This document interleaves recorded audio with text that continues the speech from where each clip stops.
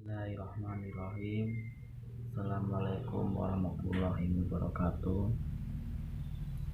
Baiklah, di sini saya akan menjelaskan tentang materi pertumbuhan dan perkembangan manusia dengan dosen pengampu Bapak Iskandar SAG MSI PhD, mata kuliah Psikologi Perkembangan Anak atau kelas bait 3H. Pengertian pertumbuhan dan perkembangan anak. Ilmu psikologi menjelaskan pertumbuhan sebagai perubahan fisik yang terjadi pada seorang individu, sedangkan perkembangan adalah perubahan individu secara keseluruhan, termasuk mental, yang berlangsung seumur hidup. Dalam kehidupan, proses pertumbuhan dan perkembangan manusia merupakan perubahan yang tetap yang tidak dapat diputar kembali. Sunnatullah. Mengenal kejadian manusia tahap pranata, masa di sebelum lahir. Masa pranata sebelum lahir terjadi proses dimensi al-jismiyah, al-nafsiyah, dan al-ruhiyah atau ruh dan fitrah.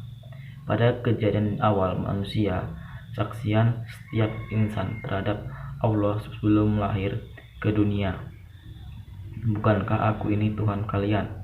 Mereka menjawab, betul, engkau Tuhan kami. Setiap anak dilahirkan dalam kondisi fitrah kecuali orang tuanya yang menjadikannya Yahudi, Nasrani, atau Majusi. Proses kejadian manusia perspektif Al-Quran dan hadis. Dan sesungguhnya kami telah menciptakan manusia dari suatu saripati, berasal dari tanah. Kemudian kami menjadikan saripati itu air mani yang disimpan dalam tempat yang kokoh, yaitu rahim. Kemudian air mani itu kami jadikan segumpal darah. Lalu segumpal darah itu kami jadikan segumpal daging. Lalu tulang belulang itu kami bungkus dengan daging. Kemudian kami jadikan dia makhluk yang berbentuk lain, maka Allah sucilah Allah. Maha sucilah Allah, pencipta yang paling baik. Tahapan pertumbuhan dan perkembangan manusia. 1. Fase pranata. Fase prenatal merupakan periode di antara pembuahan dan kelahiran. Dari hasil pembuahan terbentuk zigot yang berkembang menjadi janin. Organ dan seluruh anggota tubuh janin pun terus tumbuh dan berkembang dalam kandungan kurang lebih 9 bulan. 2. Fase bayi. Fase bayi dibagi berdasarkan usianya. Newborn 0 hari sampai dengan 1 bulan.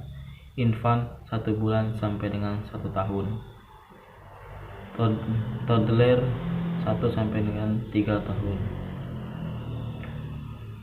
3. Fase kanak-kanak awal. Fase kanak-kanak awal disebut juga sebagai prasekolah, yaitu usia 5 sampai dengan 6 tahun. Dalam tahap pertumbuhan manusia ini, anak belajar melakukan banyak hal sendiri seperti makan, buang air di toilet, dan bermain bersama teman. 4. Fase kanak-kanak tengah dan akhir. Anak bersiap sekolah. Anak sudah terlibat dalam kegiatan akademis di fase kanak-kanak. Fase kanak-kanak tengah dan akhir adalah masa pertumbuhan manusia yang berlangsung sejak umur 6 sampai dengan 11 tahun. Pada tahapan ini, anak umumnya sudah menguasai keterampilan dalam membaca, menulis, dan menghitung. 5. Fase remaja. Fase remaja adalah tahapan pertumbuhan manusia yang merupakan masa transisi dari masa kanak-kanak ke dewasa. Sebenarnya, pre-pubertas sudah terjadi pada usia 7 sampai dengan 8 tahun dan sudah masa pubertas akan selesai pada usia 14 sampai dengan 15 tahun. Lalu masa remaja akan berakhir pada usia 18 tahun. Fase 6. Fase dewasa muda. Fase dewasa muda berlangsung sekitar usia 19 sampai dengan 40 tahun. Pada tahap pertumbuhan manusia ini, tahap telah tercapai kematangan dalam berbagai aspek. Fokus kehidupan di masa dewasa muda terletak pada pekerjaan, pernikahan, dan keluarga. 7. Fase dewasa tengah. Fase dewasa tengah adalah tahap pertumbuhan manusia yang terjadi di usia 40 sampai dengan 60 tahun. Pada masa ini, Anda berfokus untuk membesarkan anak, bekerja, dan ikut berkontribusi dalam masyarakat. 8. Fase lansia, dewasa akhir. Fase lansia dan dewasa akhir adalah masa pertumbuhan dan perkembangan manusia yang mengalami kemunduran. Tahap ini terjadi pada usia 60 tahun ke atas. Anda akan mengalami proses penuaan yang ditandai dengan kulit menjadi keriput, massa tubuh berkurang, sampai menurunnya daya tahan fisik. Fungsi kognitif dan psikomotorik lansia juga mengalami kemunduran.